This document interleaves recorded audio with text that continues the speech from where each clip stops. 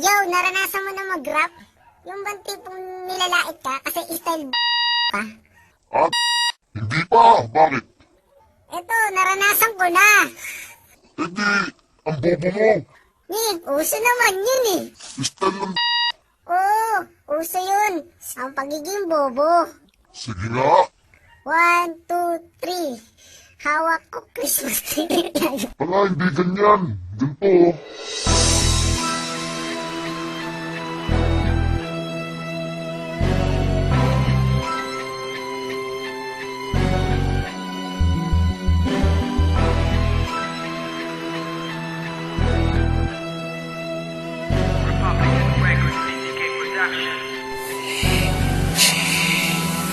Uunahin na kita, bakulaw na nuno na kapag kumakanta, para ka lang puno. Ikaw lang yung rapper na sa mukha na buntis. Ikaw yung tinaguriang nagrarap na goldfish. Mandaluyong to tanga, di ito probinsya. Baka sa lugar nyo hindi uso ang siyensya. Mga puro low-tech, pati mga estilo. Pansin ko lang medyo kahawig mo si Baby Milo. Ang pangit ng iyong mukha, ba't di mo paritoke? Mas bagay ang boses mo, pre sa karaoke. Naaalala kita pag pagkain ko ay dilis. Papangitan ng mata, pasok ka sa Guinness. Para pumogi ka, eto tapa oho. Kung anong laki mo, ganun ka rin kabobo. Dinurog na kita, dati wag ka nang magpanggap. Nakita ko na si Shrek kung paano mag-rap. Isusunod ko na ang grupo na puro forma. Na ang mga itsura mo kang mga tinorta. At pwede baboy sabog, wag kang magsa-side view. Napaghahalataan kasing meron kang swine flu. Anak ng teteng talaga, sumabay pa sa krisis. Ikaw yung rapper na may tuberculosis. Ang sarap mong pukpukin ng bote ng Pepsi. Kasi pag nagra-rap ka parang may epilepsy. Halos lahat ng kanta nyo puro ang iingay. Matagal na kayong tinatakwil ni Binay. Balak nyo pa akong bugbugin, hindi nga lang natuloy. Kasama isang katutak na puro abnoy.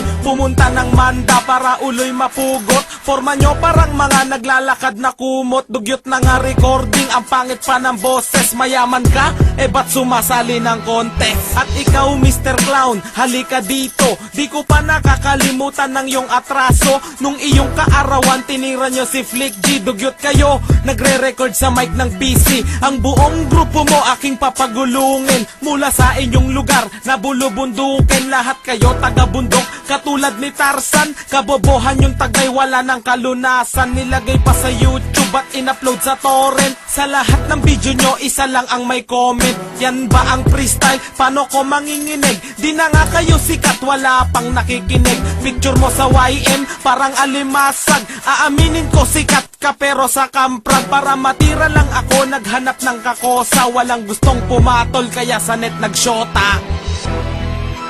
Oh, narinig mo na? Oo, narinig ko na. Ganyan pala yun. Oo, ganito yun, sabi sa'yo eh. Parang ang dali lang pero... Ayoko na ng ganito. Okay lang yan. Ganyan naman sila. Basta ayoko na, iibahin ko na flow ko. Alright, mas maganda yan.